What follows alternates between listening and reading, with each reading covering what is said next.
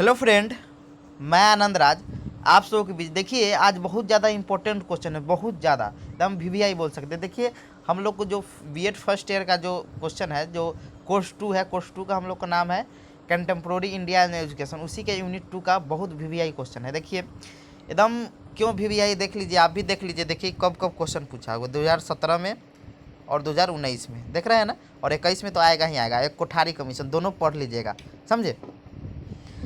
देखिए ये क्वेश्चन थोड़ा क्या टाइप से पूछ सकता है हम बता दें। एक तो ये टाइप से पूछ सकता है, लिखा है समानता, स्वतंत्रता, धर्मनिरपेक्षता और सामाजिक न्याय के संदर्भ में भारतीय संविधान में कौन कौन से प्रावधान है। इंग्लिश में भी लिखा हुआ है, आप पढ़ सकते हैं, ठीक है। और एक देखिए कैसे पूछ सकता है, दूसरा टाइप से लिखा हुआ है कि शिक्षा से संबंधित संवैधानिक मूल्यों पर प्रकाश डालें। समझे, throw light on the constitutional value of related to education. मतलब संवैधानिक मूल्य का मतलब ही होता है जो स्वतंत्रता है, समानता है, बंधुत्व है, ये सब मतलब क्या है, न्याय है, ये सब क्या है आपका सामाजिक मूल्य है, सॉरी संवैधानिक मूल्य है, समझ गए। तो ये सब क्वेश्चन संवैधानिक मूल्य पूछे या आपका ये सब दे दे कि स्वतंत्रता, समानता, धर्मनिरपेक्षता, सामाजिक न्याय के संदर्भ में भारतीय संविधान, आप वही लिखे। तो क्वेश्चन आप समझ गए होंगे। अब देखिए देखिए मेरा भी सेकेंड ईयर की एग्जाम है, फिर भी आप लोग के लिए हम चाहते हैं कि आपको जितना हेल्प हो सके उतना हेल्प करें। और हम चाह रहे हैं कि आप लोग का 80% तक नंबर है, 80% से ज़्यादा नंबर लाइए। क्योंकि देखिए, क्योंकि आप टीचर बनिएगा तो वहाँ पर आपका नंबर ज़्यादा रहेगा, तभी आपका मेरिट बनेगा, कि बीएड के नंबर से ही मेरिट बनता है, समझे। तो ये बीएड में जितना नंबर आपका रहेगा उतना आपको आगे मेरिट बनेगा, क्योंकि एक नंबर से कितना आदमी छटा जाता है, समझ रहे हैं ना। तो हम सोच रहे हैं कि आप सेलेक्टेड क्वेश्चन ही पढ़िए, समझिए, एक्स्ट्रा क्वेश्चन ना पढ़िए, लाल बलाल क्वेश्चन नहीं पढ़िए। जो क्वेश्चन पूछा हुआ है, मतलब जो सेलेक्टेड क्वेश्चन करने का मतलब कि जो प्रीवियस ईयर में क्वेश्चन पूछा हुआ है उसी का हम वीडियो बनाते हैं, समझ रहे हैं ना। लाल बलाल पढ़ने का मतलब हो जाएगा कि आपको कन्फ्यूजन भी बहुत ज़्यादा होगा। और जितना कम क्वेश्चन पढ़िए और जितना ज़्यादा नंबर गेन कीजिए, समझ रहे हैं ना। कम पढ़िए, ज़्यादा नंबर लाइए, एक ही क्वेश्चन का बार बार पढ़िए, समझ रहे हैं, वो चीज़ याद हो जाएगा, समझे। एग्जाम में भी बताएंगे कैसे लिखना है, क्या करना है। तो आप लोग ध्यान से पढ़िएगा और बहुत अच्छा से नंबर भी आप लोग का आएगा। तो आइए हम स्टार्टअप करते हैं। देखिए लिखा गया है इंट्रोडक्शन में कि किसी भी देश की शासन व्यवस्था को सुचारू ढंग से चलाने के लिए नियम एवं शर्तों का होना बहुत ही जरूरी है। देखिए एकदम सही कहा गया है कि देखिए आपको भी घर में जो सही ढंग से आपका घर संचालन अच्छा से हो, इसीलिए भी कुछ नियम कानून होगा, समझ रहे हैं। कि सबका, कि लड़की को ही काम नहीं करना है, लड़का का ही काम नहीं करना है, मतलब सबका नियम कानून है। कि लड़की को घर से बाहर हाथ में निकल, मतलब बहुत इस सब का मतलब होता है समाज। आप जिस समाज में रहते हैं, कि सब नियम कानून है, समाज में भी रहते हैं। तो वही चीज़ कह रहा है कि किसी भी देश की शासन व्यवस्था को सुचारू ढंग से चलाने के लिए नियम एवं शर्तों का होना बहुत ही जरूरी है। भारत देश के शासन व्यवस्था को सही ढंग से संचालन के लिए एक दस्तावेज है जिसे संविधान कहते हैं, समझ गए। संविधान किसी भी देश या राजनीतिक के लिए रीढ़ की हड्डी होता है। देखिए जैसे रीढ़ की हड्डी मतलब बैकबोन जो हम लोग को होता है, उसके बिना हम खड़ा नहीं हो सकते हैं, वैसे ही कोई भी देश मतलब उतना अच्छा मतलब क्या होगा कि मतलब शासन व्यवस्था नहीं चल पाएगा संविधान के बिना। तो वही करा कि संविधान किसी भी देश या राजनीति के लिए रीढ़ की हड्डी होती है, जिसके बिना सही ढंग से शासन की व्यवस्था की कल्पना नहीं की जा सकती है। संविधान केंद्र और राज्यों को सही दिशा निर्देशन करने वाली एक दस्तावेज है, जिसमें विधायिका, कार्यपालिका और न्यायपालिका के लिए नियम और शर्तों निहित होती है। विधायिका समझिए रहे, राज्यसभा लोकसभा जो होता है, कार्यपालिका जो प्रधानमंत्री के जो मंत्रिमंडल होता है, और न्यायपालिका जो आपका न्यायालय होता है, सर्वोच्च न्यायालय आपका, सर्वोच्च न्यायालय मतलब high supreme court, high court, और उसके बाद आपका जज, ये सब आपका के लिए नियम शर्तों निहित रहती है, मतलब उसमें सब चीज़ लिखा गया है। भारत के संविधान का निर्माण संविधान सभा ने किया था, मतलब भारत का जो संविधान का निर्माण किसने किया था, संविधान सभा ने किया था। संविधान सभा की प्रथम बैठक 9 दिसंबर 1946 पे, देखिए 9 दिसंबर 1946 को जो बैठक हुई थी ना, उसमें अस्थायी सदस्य के रूप में सच्चिदानंद सिन्हा को मतलब बनाया गया था अस्थायी सदस्य, समझ गए। तो पूछता है कि अस्थायी सदस्य कौन है, तो सच्चिदानंद सिन्हा, याद रखिएगा। और वही दूसरा बैठक मतलब हुआ था 11 दिसंबर को, जिसमें अस्थायी सदस्य चुन गया, लगे अस्थायी मतलब अध्यक्ष चुन लिया गया था राजेंद्र प्रसाद को। तो पूछेगा कि अस्थाई पूछेगा अध्यक्ष तो सच्चिदानंद सिन्हा, और अस्थाई पूछेगा था राजेंद्र प्रसाद, याद रखिएगा। तो हो गया। तो 9 दिसंबर 1946 को हुई थी। संविधान सभा ने 26 नवंबर 1949 ईस्वी को संविधान को अंगीकृत, मतलब संविधान बनकर तैयार हो गया था। और संविधान को बनने में 2 साल 11 महीना और 18 दिन लगा था, ये भी याद रखिएगा। अंगीकृत कर लिया गया था तथा 26 जनवरी 1950 को लागू कर गया था। और 26 जनवरी पूछेगा कि संविधान कब बन के तैयार हुआ, तो 26 नवंबर 1949 को। अब कब लागू किया गया था, तो 26 जनवरी 1950 को लागू किया गया था। अब देखते हैं संविधान भारतीय संविधान के विभिन्न प्रावधान संवैधानिक मूल्य के संदर्भ में, मतलब भारतीय संविधान में संवैधानिक मूल्य के संदर्भ मतलब संदर्भ में कौन कौन से प्रावधान है, आइए अब देखते हैं। पहला है समानता। देखिए समानता था इक्वालिटी, लिखा है समानता के अनुसार देश के प्रत्येक नागरिक को कानून के संरक्षण मिलते समय जाति, धर्म, पंथ या निवास स्थान पर कोई भेदभाव नहीं किया जाएगा। देखिए समानता का अर्थ हुआ कि प्रत्येक व्यक्ति के लिए आप क्या कीजिएगा, एक समान नियम कानून बनाना है। समझे कि कोई अब कोई बड़ा धनिक आदमी है तो उसके लिए कुछ अलग कानून होगा, गरीब आदमी उसके लिए नहीं, सबके लिए बराबर कानून होना चाहिए। भारतीय संविधान में समता या समानता के अधिकार के वर्णन अनुच्छेद 1 अनुच्छेद, या आप हिंदी में भी अनुच्छेद लिख सकते, अनुच्छेद 14 से अनुच्छेद 18 तक किया गया है। देखिए इसके बारे में हम वर्णन कर देते हैं, इसे कर दीजिएगा एग्जाम में थोड़ा, तो आपको एग्जामिनर देखेगा तो कहेगा हाँ नॉलेज है, तो अच्छा नंबर देगा। देखिए अनुच्छेद 14 में क्या कहा गया है कि विधि के समक्ष समानता लिखा गया। इसका अर्थ हुआ कि राज्य सभी व्यक्तियों के लिए एक समान कानून बनाएगा और एक समान लागू करेगा। दूसरा है आपका अनुच्छेद 15 में कहा गया है कि राज्य के द्वारा धर्म, मूल, वंश, जाति, लिंग एवं जन्म स्थान के आधार पर किसी व्यक्ति से भेदभाव नहीं करेगा। समझे, मतलब जो राज्य है, राज्य मतलब कहने भारत है, कोई व्यक्ति से धर्म मतलब कोई मुस्लिम होगा, कोई हिंदू का, तो उसके अर्थ में मतलब भेदभाव नहीं करेगा। मूल, वंश, जाति, लिंग, जन्म स्थान के आधार पर किसी भी व्यक्ति से भेदभाव नहीं करेगा। अनुच्छेद 16 में लिखा है कि राज्य के अधीन किसी पद पर नियोजन के लिए नागरिकों को समान अवसर उपलब्ध होगा। मतलब कोई भी वैकेंसी आएगा तो उसमें सबको समान अवसर दिया जाएगा, लेकिन कुछ आरक्षण है उसको छोड़कर, जैसे SC ST सब का आरक्षण है उसको छोड़कर। फिर लिखा हुआ है अनुच्छेद 17, इसमें कहा गया है कि अस्पृश्यता या छुआछूत को अंत करना है, मतलब किसी के साथ भेद मतलब छुआछूत वाला बात ही नहीं रखना है। फिर आपका अनुच्छेद 18 है उपाधियों का अंत का वर्णन है, मतलब अनुच्छेद 18 में क्या है, उपाधियों का अंत है। समझ गए। अब देखते हैं, नोट लिखा है समानता का अधिकार का दिन फ्रांस है। देखिए समानता, स्वतंत्रता और बंधुता, ये नारा दिया था फ्रांसीसी क्रांति के समय 1789 ईस्वी में। समझे, तो याद रखिएगा। तो जो समानता है, स्वतंत्रता है और बंधुता है, ये नारा दिया गया था कब, तो 1789 ईस्वी में जब फ्रांसीसी क्रांति हुआ था। तो याद था, तो समानता का अधिकार का दिन कौन है, फ्रांस है। अब देखते हैं हम लोग स्वतंत्रता, ये आपका हमारा अति खत्म हो गया। अब देखते हैं हम लोग स्वतंत्रता में क्या कहेगा। हमारे संविधान में अनुच्छेद 19 से लेकर 22 तक स्वतंत्रता से अधिकार का वर्णन किया गया है, जिसके अनुसार भारत के सभी नागरिकों को अभिव्यक्ति मतलब बोलने का, विश्वास, आस्था, सभा करने, भ्रमण करने, कहीं रहने की स्वतंत्रता दिया गया है। मतलब आप कहूँ उड़ा सकते हैं, घूम सकते हैं, बोल सकते हैं।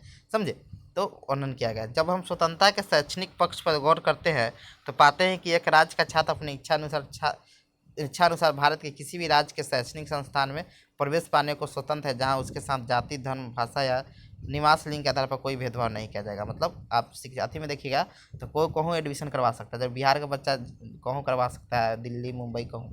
समझे, तो ये है। अब देखते हैं इसमें कौन कौन से वर्णन किया गया है। देखिए अनुच्छेद जो 19A है उसमें बोला गया है बोलने की स्वतंत्रता या प्रेस की स्वतंत्रता। इसमें आप कुछ भी बोलिएगा, कोई आपको बोल नहीं सकता है। समझे, तो बोलने की स्वतंत्रता या प्रेस की स्वतंत्रता है। अनुच्छेद 19B में कहा गया है शांतिपूर्ण सभा करने की स्वतंत्रता, आप शांतिपूर्ण ढंग से सभा कर सकते हैं। समझे। तीसरा आपका है 19 में है संघ बनाने की स्वतंत्रता, आप कोई संगठन बना सकते हैं 19 में। और 19 में कहा गया कि देश के किसी भी राज्य के आवागमन की स्वतंत्रता, मतलब आवागमन मतलब आने और जाने में कोई दिक्कत नहीं, आप कहूँ देश में कहूँ भी किसी भारत देश के कहूँ एरिया में आप जा सकते हैं। पहले जम्मू कश्मीर इसका अपवाद था, तो वो भी अब खत्म हो गया, क्योंकि 370 जो था वो खत्म हो गया।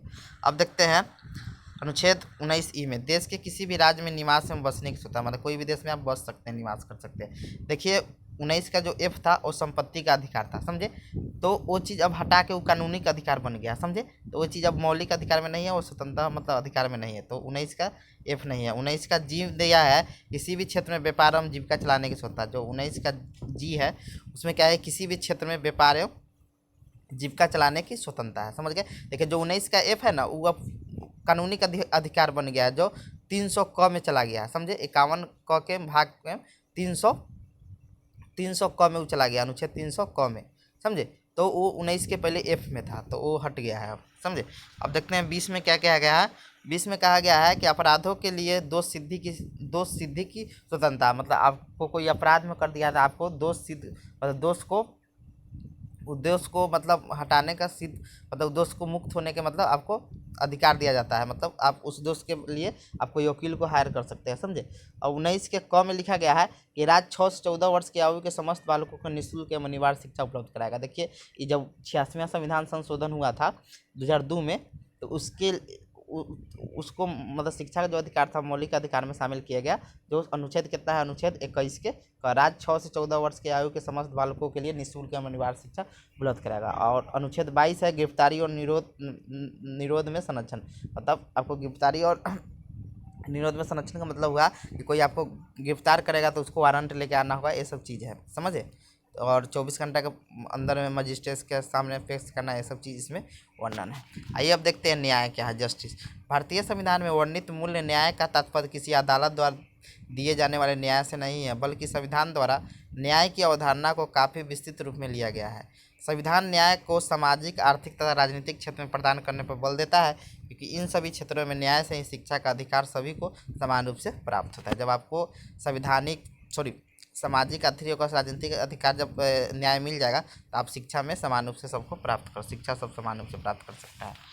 फिर लिखा है भारतीय संविधान में 3 प्रकार का न्याय दिया गया है, सामाजिक न्याय, आर्थिक न्याय और राजनीतिक न्याय। देखिए क्वेश्चन जो पूछा गया था वो सामाजिक न्याय सिर्फ पूछा था, तो जो पूछेगा राजनीतिक पूछे, सामाजिक पूछे या आर्थिक पूछे, जो पूछे वही लिखेगा, लेकिन हम इसमें तीनों दे दिए हैं, समझे। तो देखिए हम अब सामाजिक स्टार्ट करते हैं। लिखा हुआ है सामाजिक न्याय से तात्पर्य है कि समाज में असमानताओं को दूर करना तथा सामाजिक समानता की स्थापना करना, मतलब जो असमानता है उसको दूर करना है और सामाजिक समानता की स्थापना करता है। सामाजिक न्याय को प्रभावी बनाने हेतु संविधान में धारा 15, 17, 23, 46 और 30 आदि को शामिल किया गया है। मतलब जो सामाजिक न्याय को बढ़ावा देने के लिए जो संविधान में जो धारा है उसको कब 15, 17, 23, 46 और 30 आदि को शामिल किया गया। इन संवैधानिक प्रावधानों द्वारा यह व्यवस्था की गई है कि राज्य किसी भी नागरिक से धर्म, जाति, लिंग आदि में से किसी भी आधार पर भेदभाव नहीं करेगा। इस सभी संवैधानिक प्रावधानों जो अनुच्छेद है 15, 17, 23, 46, 30, इन सभी संवैधानिक प्रावधानों का उद्देश्य सामाजिक न्याय द्वारा सामाजिक समानता को प्राप्त करना है। अब देखते हैं, अतः जब हम शिक्षा में सामाजिक न्याय का अनुसरण करते हैं तो हमें अपने शैक्षिक संस्थानों में संगठन इस प्रकार करना चाहिए कि सभी नागरिकों के लिए खुले हुए, मतलब ऐसा मतलब अति करे, शैक्षिक संस्था स्थापित करे, जैसे सरकारी स्कूल, गवर्नमेंट स्कूल होता है, देखते हैं उसमें जो भी बच्चा आएगा सबको एडमिशन करना है, समझे। नागरिक के लिए खुले हुए हो, किसी भी छात्र के साथ धर्म, जाति, लिंग आधार पर भेदभाव न किया जाए। मतलब अब स्कूल खोलेंगे और किसी को भेदभाव मतलब कहेंगे कि नहीं तुम अथी हो, कि तुम बौद्ध हो, तुम सिख हो, तो तुम मुस्लिम हो, तुम हिंदू हो, इसके आधार पर भेदभाव नहीं होना चाहिए, सबको एडमिशन होना चाहिए। अब देखते हैं आर्थिक न्याय क्या है। लिखा हुआ है आर्थिक न्याय से तात्पर्य प्रत्येक नागरिक को संपत्ति खरीदने, रखने, उपयोग करने तथा अपनी इच्छा के अनुसार व्यवसाय चुनने की स्वतंत्रता से है। लेकिन जब हम शिक्षा के क्षेत्र में नौकरी प्राप्त आर्थिक न्याय की बात करते हैं तो इसका तात्पर्य है कि कोई भी छात्र अपनी जीविका को चुनने के लिए स्वतंत्र होगा, अर्थात वह जीविका हेतु किसी भी प्रकार का प्रशिक्षण प्राप्त करने, किसी भी क्षेत्र में नौकरी प्राप्त करने के लिए स्वतंत्र होगा। समझ गए। मतलब देखिए आर्थिक न्याय का अर्थ हुआ कि आप ज़मीन खरीद सकते हैं, संपत्ति रख सकते हैं, उसका उपयोग अपनी इच्छा अनुसार व्यवसाय चुन सकते हैं। लेकिन जब शिक्षा के क्षेत्र में जब हम अथी करते हैं तो छात्र अपने अनुसार नौकरी चुन सकता है, अपने अनुसार व्यवसाय कर सकता है, समझे। ये चीज़ का वर्णन किया है, तो वही लिखा गया है कि लेकिन जब हम शिक्षा के क्षेत्र में नौकरी प्राप्त कर आर्थिक न्याय की बात करते हैं तो इसका तात्पर्य है कि कोई भी छात्र अपनी जीविका को चुनने के लिए स्वतंत्र होगा, अर्थात वह जीविका हेतु किसी भी प्रकार का प्रशिक्षण प्राप्त करने, किसी भी क्षेत्र की नौकरी प्राप्त करने के लिए स्वतंत्र हो गया। 2 बार नौकरी हो गई, इसे काट दीजिएगा आप, समझे। अब देखते हैं राजनीतिक अधिकार। ठीक है, पॉलिटिकल जस्टिस क्या होता है। राजनीतिक न्याय सबसे महत्वपूर्ण मानी जाती है क्योंकि भारत में लोकतंत्र है और उसकी शक्ति जनता में निहित है। आप जानते हैं कि यहाँ पर लोकतंत्र है। राजनीतिक शक्ति ही यह देती है कि समाज के सभी वर्गों जिसने 18 वर्ष से अधिक आयु का हो उसे वोट देने का अधिकार देती है, जिसमें वह अपनी प्रतिनिधि को चुन सके। देखिए राजनीतिक अधिकार आएगा तब ना आप अपने, देखिए जैसे मान लीजिए 5 को खड़ा हुआ है, उसमें 2 खराब है, समझ रहे हैं, अब खराब को वोट नहीं दीजिए, तो ये शक्ति लोकतंत्र में ही दिया जाता है, समझे। शिक्षा की दृष्टि से यह प्रावधान महत्वपूर्ण है क्योंकि शिक्षक के ऊपर यह जिम्मेदारी देता है कि वह लोकतंत्र की सफलता के लिए उत्तम नागरिकों का निर्माण करे, जिससे वो राजनीतिक रूप से जागरूक हो सके। आप पढ़े लिखे रहिएगा तब ना आप अच्छा कैंडिडेट को चुन सकिएगा, समझे।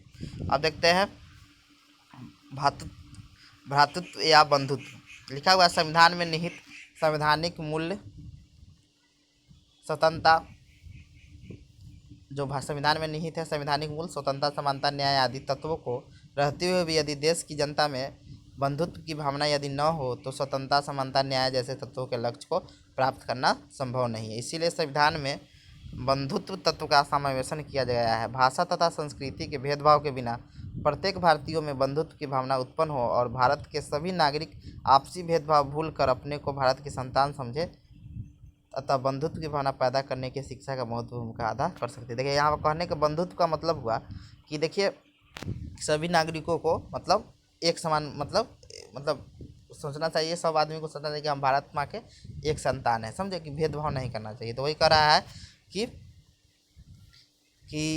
आप में कितनों आप अति कर दिए, स्वतंत्रता है, समानता है, न्याय है, लेकिन आप में बंधुत्व नहीं होगा तो ये सब चीज़ लागू नहीं होगा।